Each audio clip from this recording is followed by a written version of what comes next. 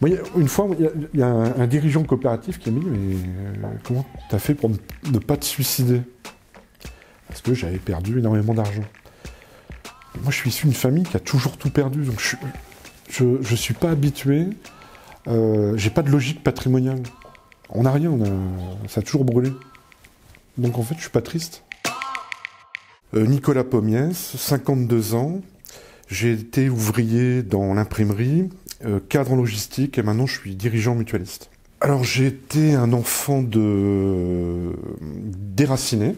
C'est-à-dire que moi je suis né à Soissons par hasard, parce que mes parents venaient d'Algérie. Mon père était jeune, il a souffert des bombardements, des morts, des attentats. Il a traversé la Méditerranée avec des traumatismes, ça c'est clair. Et ça que j'ai subi, moi, ça que j'ai senti, j'ai vécu dans ce drame. J'ai eu un problème identitaire. J'étais jaloux des personnes que je rencontrais qui étaient enracinées. Donc moi je suis issu d'une famille qui a toujours tout perdu. Parce qu'on n'était jamais enraciné puisqu'on se faisait virer de partout. Et puis quand on avait construit quelque chose, ça brûlait. Moi j'ai vécu comme un Méditerranéen, j'étais élevé comme un Méditerranéen. J'ai toute la culture pied-noir, alors que j'ai jamais mis les pieds en Algérie. Il y avait la culture du livre chez moi, c'est-à-dire que ma mère m'a fait beaucoup lire quand j'étais petit, énormément.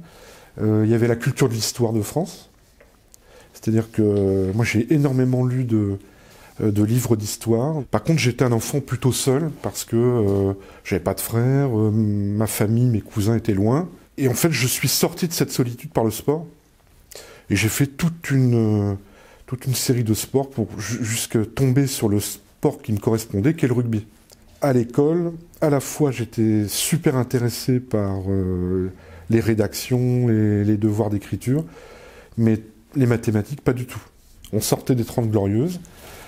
Et on expliquait, voilà, si vous travaillez pas bien, vous irez l'horreur à l'usine et vous serez en déclassement social. Ça, je l'ai souvent entendu dire des professeurs. Ce qui pouvait conduire à une forme de nihilisme en quelque sorte. C'est-à-dire qu'au bout d'un moment, de désespoir. C'est-à-dire que on est foutu, quoi, foutu d'avance. On savait que ce que nos parents avaient connu comme facilité pour trouver du travail, on ne le verrait plus.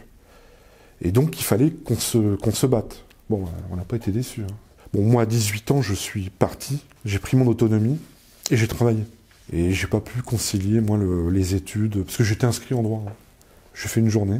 J'ai lavé les encriers dans des imprimeries. J'ai porté des sacs de sable, du ciment, des carrelages dans les chantiers. J'étais convoyeur de fond, vigile, enfin bon, j'ai fait plein de choses. Bon, là, j'étais un peu fou, c'est-à-dire que je réfléchissais pas vraiment à l'avenir, c'est-à-dire que là je vivais au jour le jour. Donc je travaillais, je gagnais de l'argent, je vivais avec une femme. On était dans une sorte de roue, voilà, sans trop réfléchir, sans essayer de bâtir quoi que ce soit. Et en fait, c'est l'armée qui m'a appelé. Donc je suis resté 2 ans à l'armée. Donc j'ai connu un peu la guerre, quoi. Et bon, voilà, ça... On réapprend la vie, on voit les choses concrètement. Et donc en sortant de l'armée, toujours pareil, que le bac, un diplôme militaire, parce que j'étais infirmier, parachutiste, j'ai travaillé à l'usine. J'ai commencé à la base. Et donc la base, c'était que j'étais au cul d'une machine, à recevoir des paquets de carton et à les empiler sur des palettes.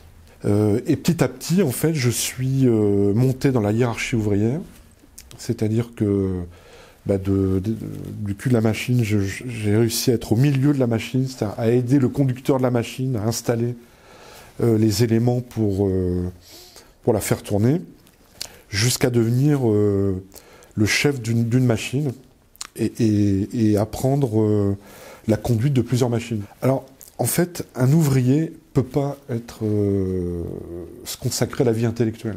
On est au service de la machine, dans le bruit, moi c'était l'encre, la poussière de carton. Et le rythme des 3-8, c'est abrutissant. Il faut récupérer longtemps après être sorti de l'usine. Voilà, on est enfermé dans l'usine. Mais par contre, il y a cette puissance de la production qui fait que on est quand même... on est maintenu en vie, quoi. C'est un cocon. C'est aussi une famille, comme l'armée. Et donc l'usine, alors on est pris dans le rythme, on devient un engrenage de la machine concert. Et donc le mépris pour les ouvriers qu'on peut parfois entendre de la part des cadres ou des dirigeants, etc., ça je ne le supporte pas parce que je l'ai vécu et je sais d'où je viens. Dès que j'ai eu plus de temps, parce que en faisant les 3-8, c'est compliqué d'ouvrir un livre, et en sortant des 3-8, là j'ai pu relire des livres, acheter des choses, m'intéresser. Voilà, moi je remercie ma mère de elle me forçait à lire et bon bah c'est rentré. Alors en fait, ce qui s'est passé à l'usine, c'est que comme je l'ai dit, donc j'ai monté la hiérarchie ouvrière et j'ai participé aux démarches qualité ISO, tout en continuant à être ouvrier, hein, en faisant les 3-8 dans les machines. Je suis devenu responsable qualité. Disons que ça a bien fonctionné, parce que j'ai amené une usine à être certifiée. Et je me suis fait connaître, et on m'a appelé pour venir dans une autre usine. Et puis une troisième usine, c'est le patron de l'usine qui avait changé, qui m'a demandé de le suivre. Et donc dans la dernière usine, enfin la personne que j'ai suivie, qui m'avait fait venir, est partie. Bon après, ma situation devenait compliquée parce qu'il n'était plus là. Et là j'ai décidé de reprendre les études. Et moi en fait j'ai cherché le diplôme qui corresponde au niveau que j'avais atteint. Donc je suis passé à une licence de management. Ben, j'avais un stage à effectuer. Et là c'est donc une déviation puisque je passe de l'emballage, donc de l'impression et de l'emballage carton, à la logistique. J'ai repris les études dans les conditions que j'ai décrites, et il y a aussi un événement qui m'a mis du plomb dans la tête, c'est que j'ai été papa. Et bon là je me suis dit, il va falloir quand même faire quelque chose pour améliorer les conditions matérielles, quoi. Moi je rêvais quand même de sortir de l'atelier et je regardais le premier étage. Et donc je me retrouvais au premier étage. Et alors en plus, je me suis retrouvé... Alors au début, j'étais sur un entrepôt, mais après, je suis arrivé au niveau d'une direction régionale, d'une grosse entreprise de logistique. Mais j'avais l'ambition de continuer. Je me suis dit, devenu cadre, bon, il va falloir que je devienne directeur. Et puis trouver du sens. C'est pour ça que je suis arrivé en mutualité. Donc c'est l'économie sociale et solidaire. Et je me dis... Ah, je vais m'éclater parce que je vais pouvoir partager mes compétences dans un milieu qui va me correspondre. Le problème, c'est que je suis arrivé dans les difficultés. Je suis arrivé dans une mutuelle qui avait des difficultés. Alors c'était une mutuelle énorme. Donc j'ai fait tenir l'entreprise 8 ans, mais ça a été super dur. Dans l'industrie ou en logistique, les choses étaient claires, franches. J'avais pas connu de manipulation, enfin de choses pas claires. Bon là c'était vraiment très difficile, donc moi ça m'a rendu malade. J'ai eu trop de difficultés, et après